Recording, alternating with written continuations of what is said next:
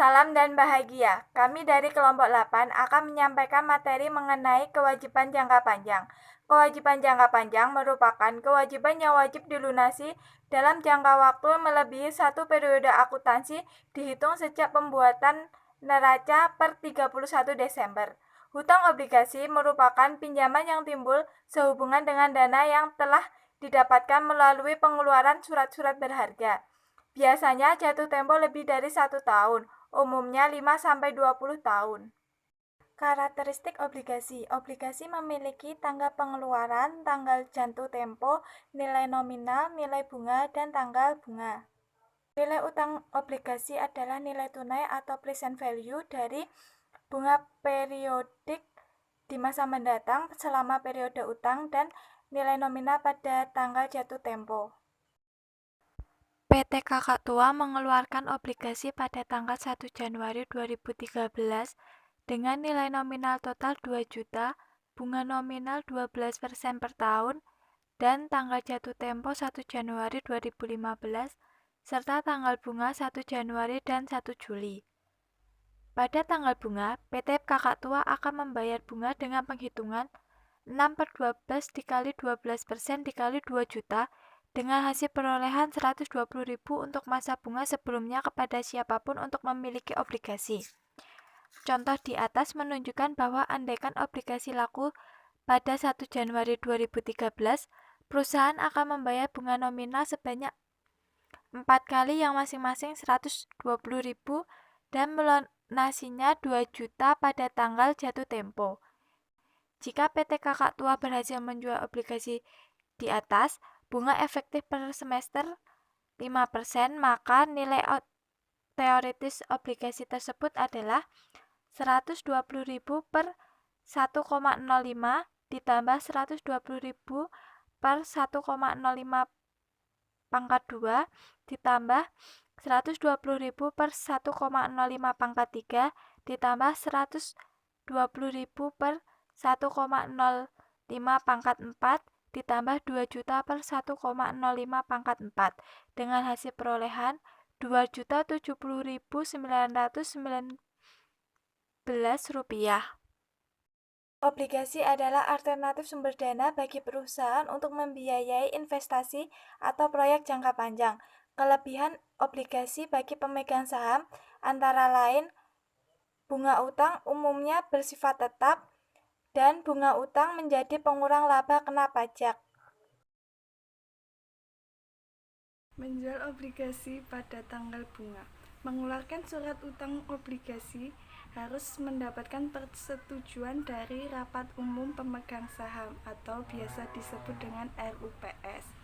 Autorisasi untuk mengeluarkan obligasi tidak dicatat dalam buku jurnal. Penjurnalan diselenggarakan apabila obligasi telah dijual. Utang obligasi dicatat pertama kali ketika perusahaan menjual obligasi. Utang diukur pertama kali sejumlah rupiah yang diterima ketika perusahaan menjual obligasi. Selisih lebih kurang jumlah tersebut di atas ataupun di bawah nilai nominal utang dicatat dalam akun agio ataupun di sagio. Semua keterangan di bawah ini adalah untuk penjualan obligasi pada tanggal yang bertepatan pada tanggal bunga, sehingga tidak melibatkan bunga berjalan. Obligasi laku sebesar nilai nominal. Jika obligasi laku sebesar nilai nominalnya, maka jumlah kas yang diterima adalah sebesar nilai nominal tersebut. Dan oleh karena itu, tidak timbul agio ataupun disagio utang obligasi. Untuk kasus seperti ini, akun utang obligasi dikredit sebesar nilai nominal tersebut tanpa melibatkan agio ataupun disagio utang obligasi. Obligasi laku sebesar nilai nominal. Pada halaman 194. Pada tanggal 1 Januari 2013, PT Jelita mendapat autorisasi untuk mengeluarkan 20.000 lembar obligasi dengan nilai nominal Rp100 per lembar. Bunga nominal 6% per semester. Tanggal bunga 1/1 dan 1/7. Jatuh tempo 1 Januari 2015. Pada tanggal pengeluaran, seluruh obligasi laku dijual dengan harga jual bersih atau setelah dikurangi biaya transaksi seperti komisi penjamin sebesar Rp2.000.000. Oleh karena harga jual bersih sama dengan nilai nominalnya, maka bunga efektif sama dengan bunga nominal, yakni 6% per semester. Buatlah jurnalnya. Jurnal pada tanggal 1 Januari 2013 untuk mencatat penjualan surat utang obligasi ialah sebagai berikut. Pada tanggal 1 Januari, kas sebesar Rp2.000.000 didebet dan utang obligasi sebesar Rp2.000.000 dikredit untuk mencatat penjualan obligasi seharga nilai nominal. Obligasi laku di atas nilai nominal. Jika obligasi laku di atas nilai nominalnya, maka jumlah kas yang diterima adalah di atas nilai nominal tersebut. Untuk kasus seperti ini, akun utang obligasi dikredit sebesar nilai nominal dan akun agio utang obligasi dikredit sebesar selisih antara harga jual bersih dan nilai nominal.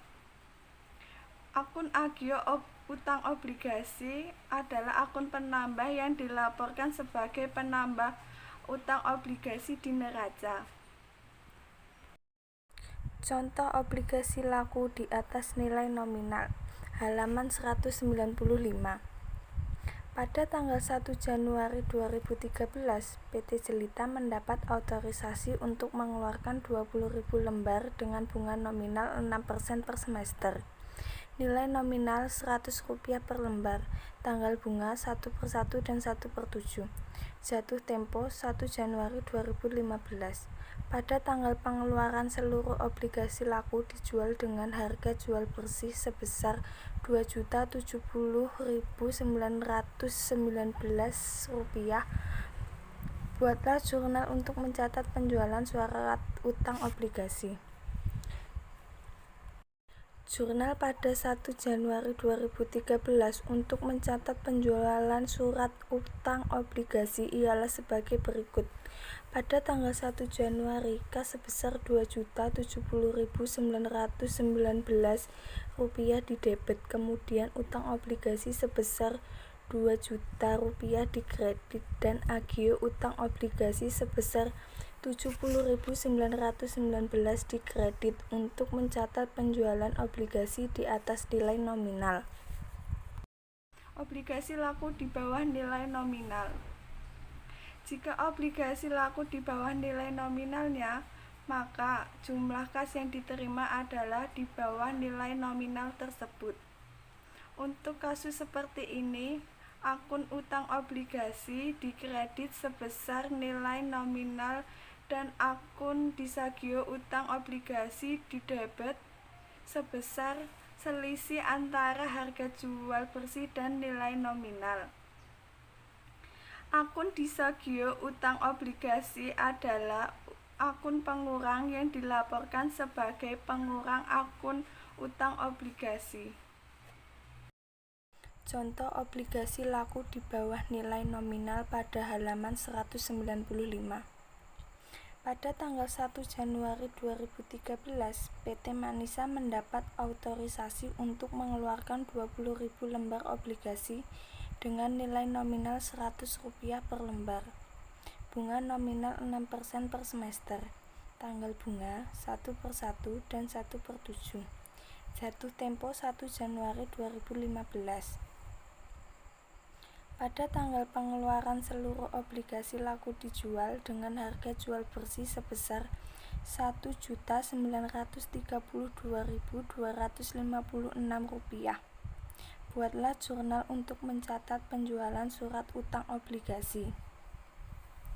Jurnal pada tanggal 1 Januari 2013 untuk mencatat penjualan surat utang obligasi ialah sebagai berikut. Pada tanggal 1 Januari, K sebesar Rp1.932.256 di debit dan disagio utang obligasi sebesar Rp67.744 di debit. Sedangkan utang obligasi sebesar Rp2.000.000 di kredit untuk mencatat penjualan obligasi di bawah nilai nominal. Pembayaran bunga nominal. Perusahaan membayar bunga obligasi di setiap tanggal bunga untuk masa bunga yang telah lewat, tanpa memandang apakah surat utang obligasi terjual sebesar nilai nominal lebih tinggi atau bahkan lebih rendah daripada nilai nominal. Perusahaan harus membayar bunga sebesar nilai nominal. Pada saat pembayaran, perusahaan mendebet akun beban bunga dan mengkredit kas. Contoh pembayaran bunga nominal, halaman 196. Bunga obligasi PT Jelita adalah 6% per semester. Tanggal bunga 1/1 dan 1/7. Pada 1 Juli 2013, PT Jelita membayar bunga sebesar 6% dari nilai nominal untuk masa sejak 1 Januari sampai 1 Juli 2013. Hitunglah bunganya dan buatlah jurnalnya. Bunga periodik yang dibayar pada tanggal 1 Juli 2013 adalah Rp120.000 yang didapatkan dari Rp2.000.000 dikali 6% yang hasilnya adalah Rp120.000. Untuk mencatat jurnal pembayaran bunga pada tanggal 1 Juli 2013 ialah sebagai berikut.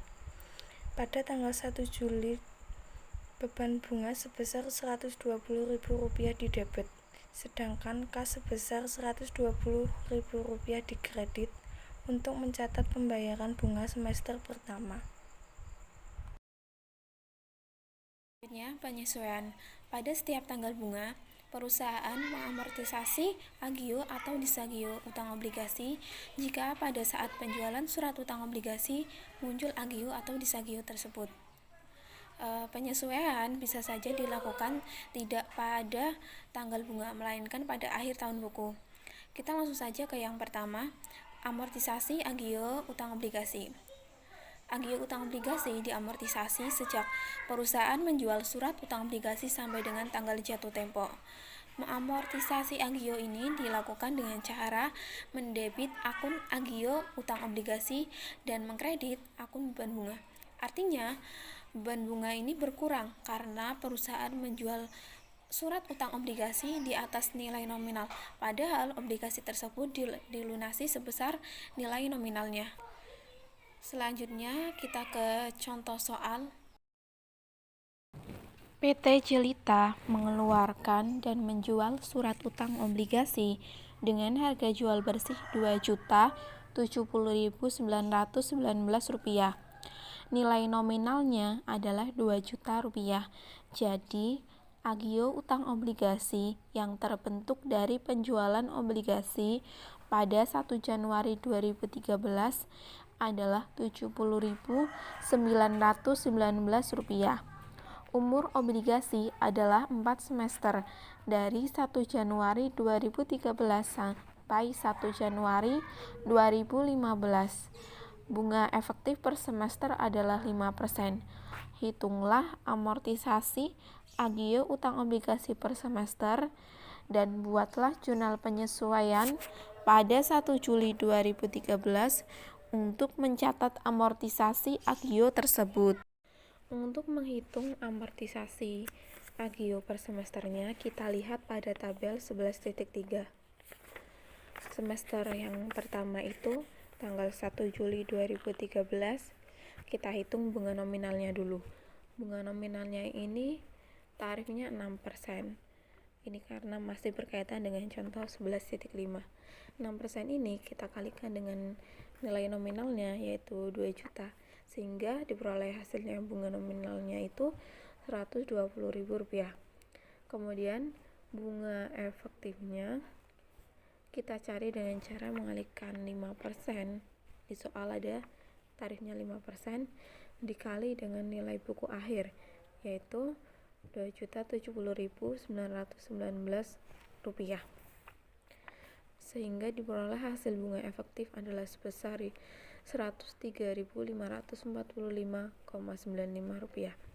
Kemudian untuk menghitung amortisasi agionya diperoleh dengan cara mengurangkan antara nilai bunga nominal yaitu Rp120.000 dikurangi dengan bunga efektif yaitu Rp103.545,95, sehingga diperoleh hasilnya amortisasi agio untuk semester pertama ini adalah sebesar Rp16.454,05.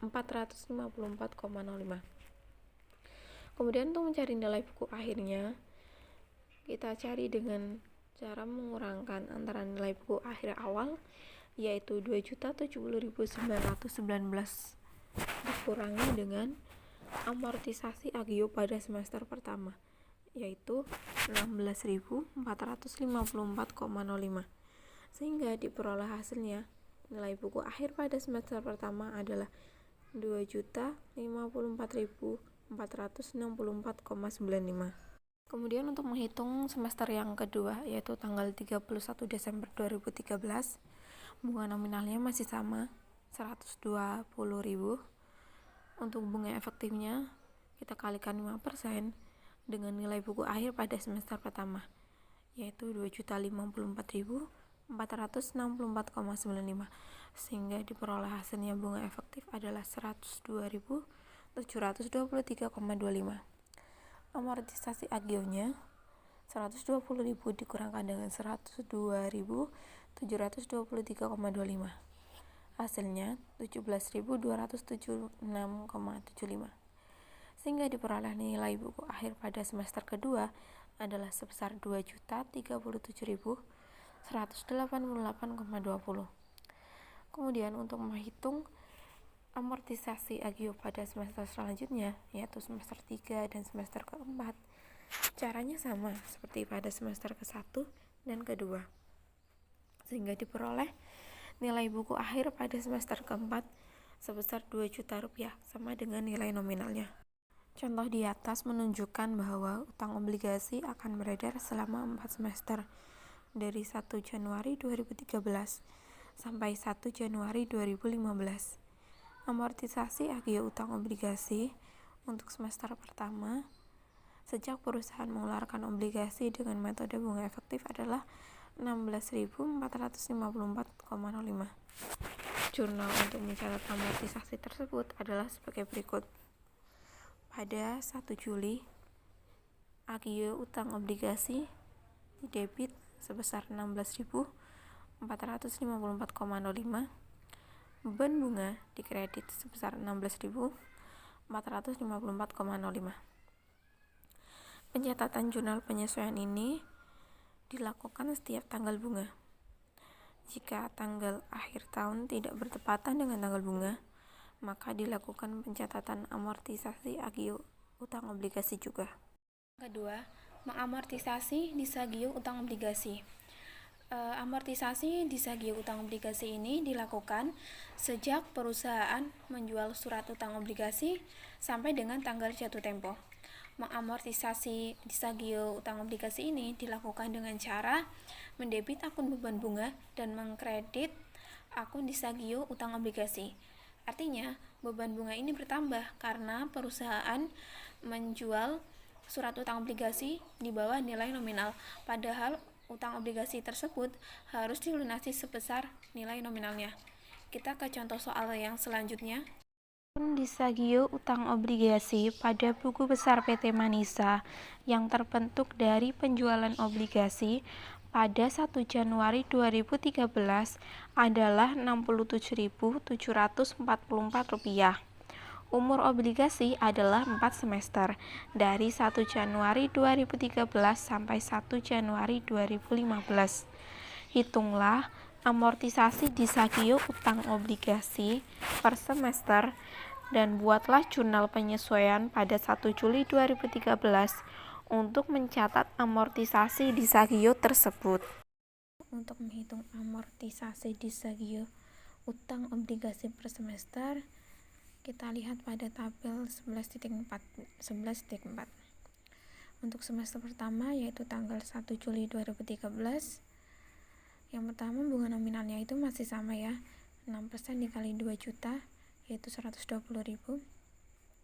Kemudian untuk bunga efektifnya kita hitung dengan cara mengalihkan 7% dikalikan dengan nilai buku akhir, yaitu Rp1.932.256.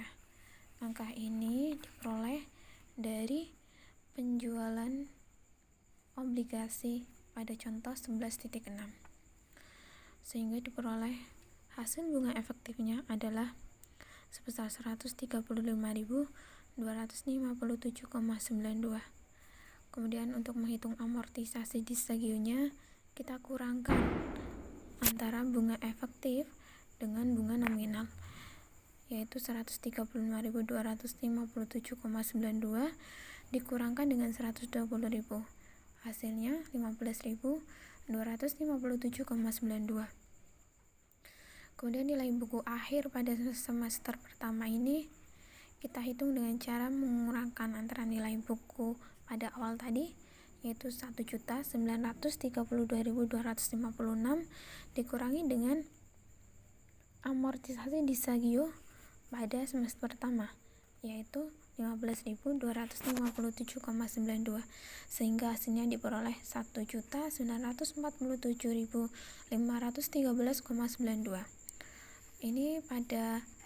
Ini menghitungnya sama untuk yang semester kedua, ketiga, dan keempat, sehingga diperoleh nilai buku akhir yaitu pada semester 4 sebesar 2 juta, sama dengan nilai nominalnya. Kemudian jurnal untuk mencatat amortisasi disagio pada 1 Juli 2013 itu adalah sebagai berikut.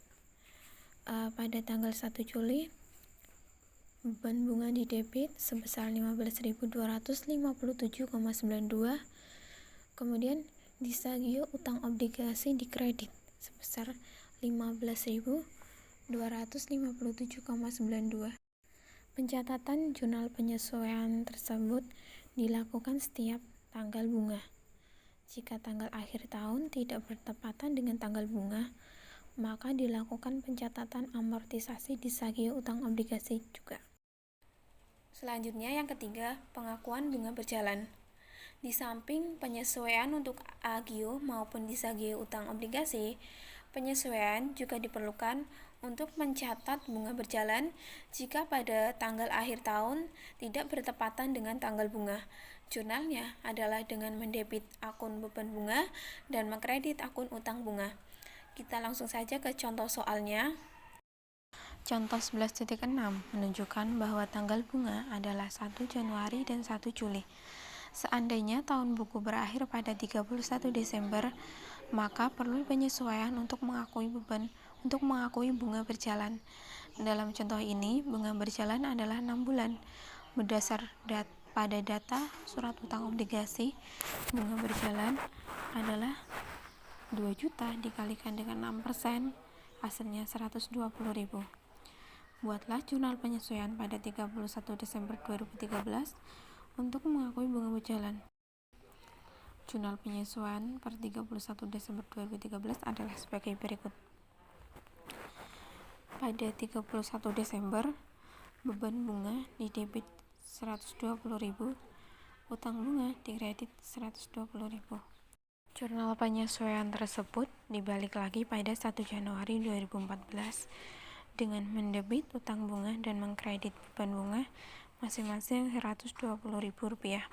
Kemudian, ketika perusahaan membayar bunga pada 1 Januari 2014, perusahaan mencatat dengan mendebit beban bunga dan mengkredit kas masing-masing Rp120.000. Selanjutnya, penilaian dan penyajian di neraca. Di neraca, utang obligasi dinilai sebesar nilai amortisasian, yakni nilai tercatat setelah diperhitungkan agio maupun disagio seperti yang telah diuraikan. Nilai tercatat untuk surat utang obligasi yang laku dijual di atas nilai nominal adalah nilai nominal plus agio utang obligasi yang belum diamortisasi. Sedangkan nilai tercatat untuk surat utang obligasi yang laku di bawah nilai nominal adalah nilai nominal minus disagio utang obligasi yang belum diamortisasi. Penyajian utang obligasi di neraca dikelompokkan dalam kelompok kewajiban jangka panjang jika jatuh temponya lebih dari 1 tahun. Untuk utang obligasi jangka panjang yang jatuh temponya tahun depan diklasifikasikan sebagai kewajiban jangka pendek. Jika pelunasannya menggunakan aset lancar atau menimbulkan kewajiban jangka pendek. Contoh penilaian dan penyajian di neraca. Yang pertama, utang obligasi per 1 Januari 2013 sesaat setelah penjualan surat utang obligasi dan menimbulkan agio utang obligasi adalah sebagai berikut. Di neraca, dalam kelompok kewajiban jangka panjang, utang obligasi nominal sebesar 2 juta rupiah.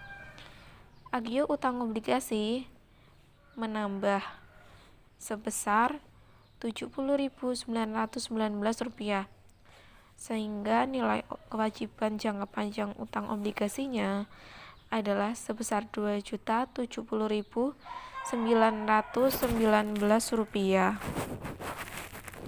Yang kedua, utang obligasi per 1 Januari 2013 setelah penjualan surat utang obligasi dan menimbulkan disagio utang obligasi adalah sebagai berikut.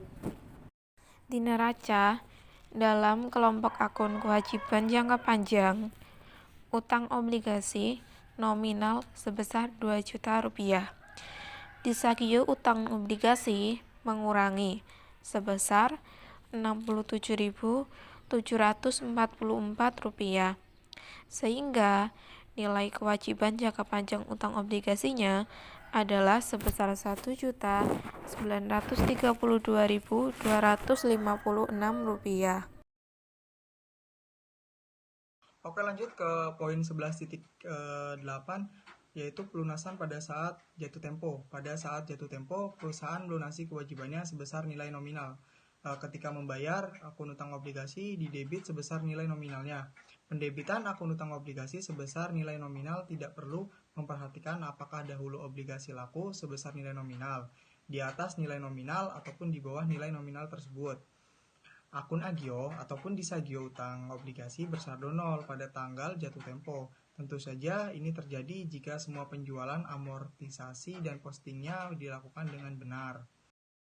Pada tanggal 1 Januari 2015, perusahaan Jelita pada contoh 11.15 melunasi utang obligasi dengan nilai nominal sebesar 2 juta. Buatlah jurnalnya. Jurnal pada tanggal 1 Januari 2015 untuk mencatat pelunasan utang obligasi ialah sebagai berikut. Pada tanggal 1 Januari, utang obligasi berada di debit, kas berada di kredit, atau mencatat pelunasan obligasi pada saat jatuh tempo. Lalu lanjut ke poin 11.9, yaitu menarik obligasi sebelum jatuh tempo. Obligasi ada yang bersifat callable, dapat ditarik kembali sebelum tanggal jatuh tempo atas dasar perjanjian sebelumnya. Kalau utang obligasi ditarik sebelum jatuh tempo, maka jurnal yang diperlukan ialah yang pertama mencatat amortisasi, agio atau disagio yang diperlukan. Yang nomor 2, menghapus nilai buku utang per tanggal penarikan. Dan yang nomor 3, mencatat jumlah kas yang dikeluarkan. Dan yang terakhir, nomor 4, mengakui untung atau rugi penarikan seandainya ada perbedaan antara kurs penarikan dan nilai tercatat buku utang. Pada akhir tahun 2013, PT Jelita dalam contoh 11.5 menarik utang obligasi dengan pembayaran sebesar 2.050.000. Hitunglah nilai tercatat pada saat penarikan dan buatlah jurnal yang diperlukan.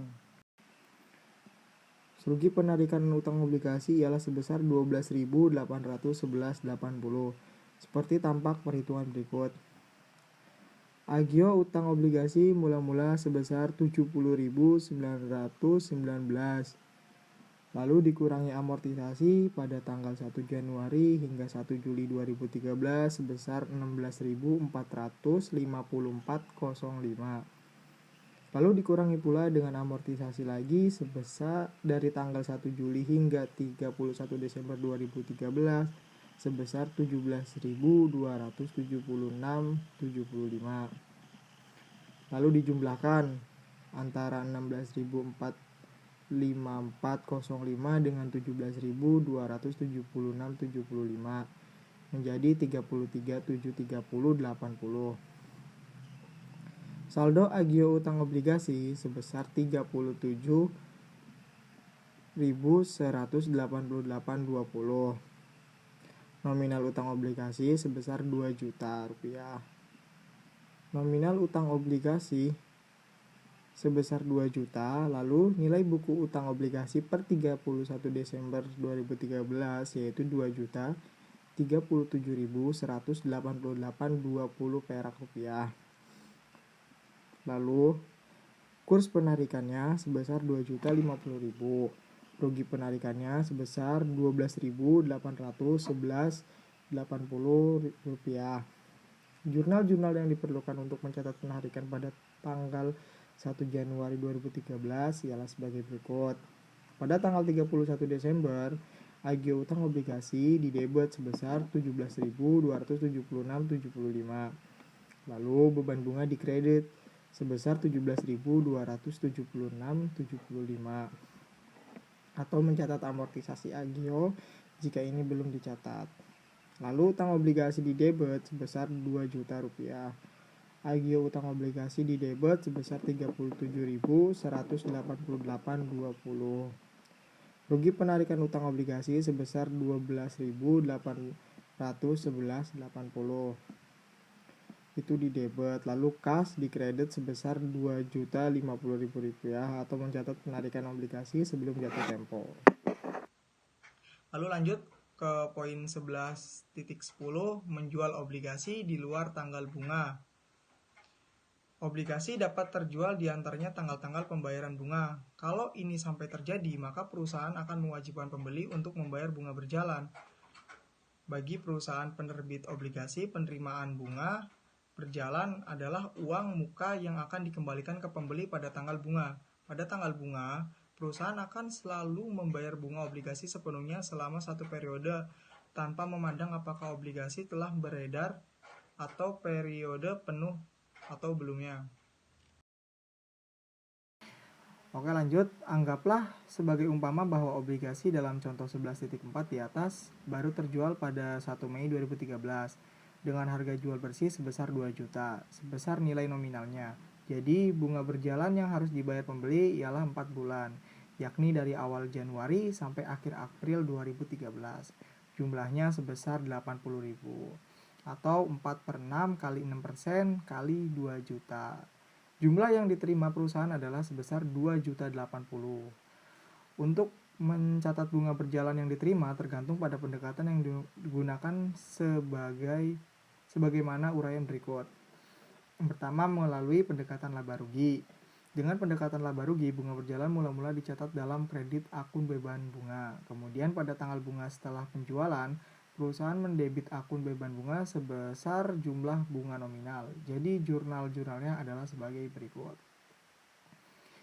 Pada tanggal 1 Mei, kas berada di debit sebesar 2.080.000. Lalu utang obligasi dan beban bunga dikredit sebesar masing-masing 2 juta dan 80.000. Lalu pada tanggal bunga pertama kali atau dalam contoh ini 1 Juli 2013, jurnal untuk mencatat pembayaran bunga adalah sebagai berikut. Pada bulan Juli, tepat tanggal 1, beban bunga sebesar 120.000 di debit, lalu kas sebesar 120.000 di kredit atau mencatat pembayaran bunga. Dengan demikian beban bunga secara neto sebesar debit 40.000. Ini adalah beban bunga yang menjadi tanggungan PT Jelita selama 2 bulan sejak 1 Mei sampai 1 Juli 2013.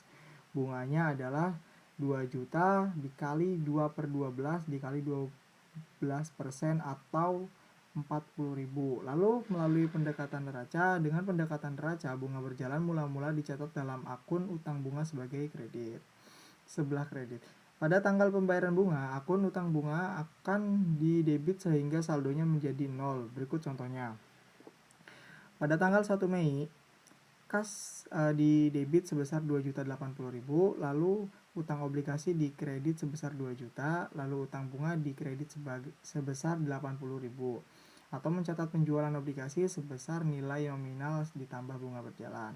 Lalu di bulan Juli, tepatnya pada tanggal 1, beban bunga sebesar 40.000 di debit, utang bunga sebesar 80.000 di debit, lalu kas sebesar 120.000 di kredit atau mencatat pembayaran bunga.